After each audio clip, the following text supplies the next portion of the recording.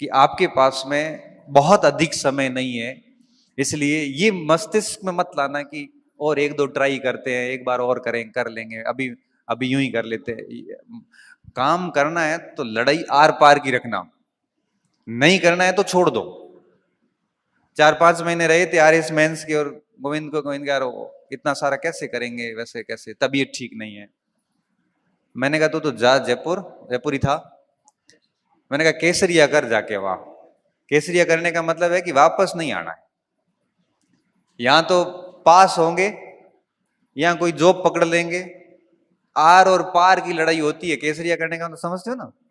युद्ध में जब सेना के अंदर राजा केसरिया करता था तो उसके बाद लड़ाई भी उस हिसाब की होती थी, फिर घंटे काउंट नहीं होते थे, फिर बस तलवार चलती थी, कितनी लाशें गिरी ये नहीं देखा जाता था।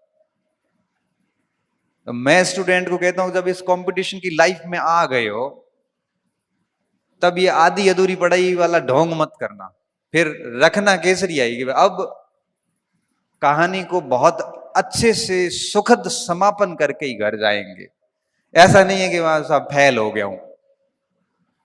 और इतना कंपटीशन है नहीं मार्केट में जितना आपको लग रहा है, क्योंकि पिछले 10 साल की विभिन्न भर्ती परीक्षाओं की आप कट ऑफ देखना, डाउन होती जा रही है। 70% से 55% भी आ गई। आरएस प्री देख लो, कॉलेज लेक्चर देख लो, क्योंकि नंबर ऑफ कैंडिडेट बढ़े हैं और नंबर ऑफ सीरियस कैंडिडेट घट गए हैं। नंबर ऑफ सीरियस कैंडिडेट घट गए हैं, बच्चों में वो बात नहीं रही जो आज से 5-7 साल पहले हुआ करती थी। आज की जो जनरेशन है वो मोबाइल, विभिन्न सारे मोटिवेटर, किताबों की बहुत बड़ी दुनिया, उनमें इतनी फंस गई है कि वो कुछ नहीं कर पा रही, बस बैठी है चुपचाप। तो आपको इस चीज को लेके भी डरना नहीं है कि बहुत स्टूडेंट है, कोई फर्क नहीं पड़ता। मैं कहता हूं कि 2 साल में, अभी आपको बताऊंगा कैसे करना है। कोई स्टूडेंट 2 साल अगर अपने जीवन का 2 साल तरीके से दे देता है तो भैया पोस्ट भले 2 हो या 3 हो, अपना काम कर जाता है। बाकी तो सब बहाने हैं कि सीटें बहुत कम है, फॉर्म बहुत ज्यादा है। भाई मैं तो ये कहता हूं कि सीटें कम है, फॉर्म ज्यादा है, आप 70% नंबर लाके तो देखिए, बाकी बातें छोड़ो। तो मेरे को तो 70% नहीं आ रहे हैं, तो तेरे को नहीं आ रहे तो भाई गलती तेरी है ना, दुनिया को क्यों दोष दे रहा है? अभी फर्स्ट ग्रेड में पोस्ट कम आई तो कुछ बच्चे आए, सर सीट तो नहीं है। मैंने कहा सीट छोड़, अपन दूसरी बात करते हैं। मैंने कहा तू मुझे फर्स्ट ग्रेड की मार्कशीट में 290 नंबर ला के देगा? तो क्या हाँ सर, तो मैं सिलेक्शन ला के दूंगा, सीट भूल जा।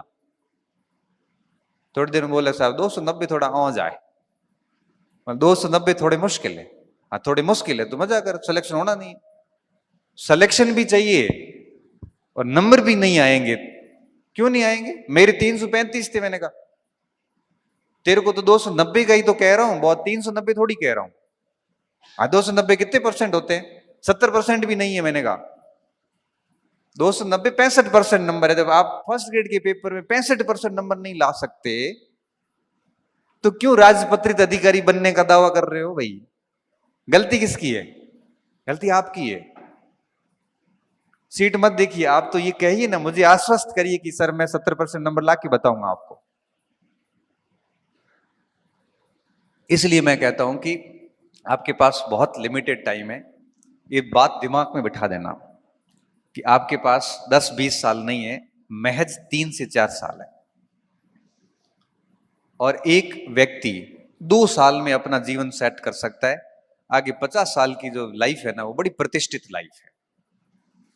बेरोजगारी अपने आप में एक अभिशाप है। व्यक्ति अपना बिना कोई अपराध किए हुए भी मुंह छुपाता है, बिना कोई गलती किए हुए भी 4 लोगों से सुनता है। तो इन 4 साल में इस कलंक को खत्म कीजिए, पहली बात तो ये।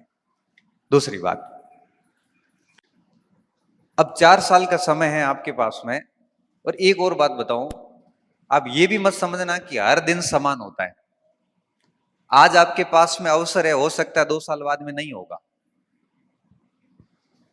कई बार क्या होता है कि हमारे पीछे जो सपोर्ट सिस्टम होता है वो टूट जाता है कई बार, और इतना अचानक से होता है क्योंकि इस पृथ्वी पे जो भी आया है उसको जाना है।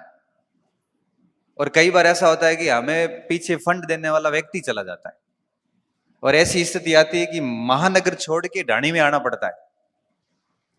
तो अवसर मिला है तो इसको बहुत तरीके से भुनाना, इसके साथ में मजाक मत करना।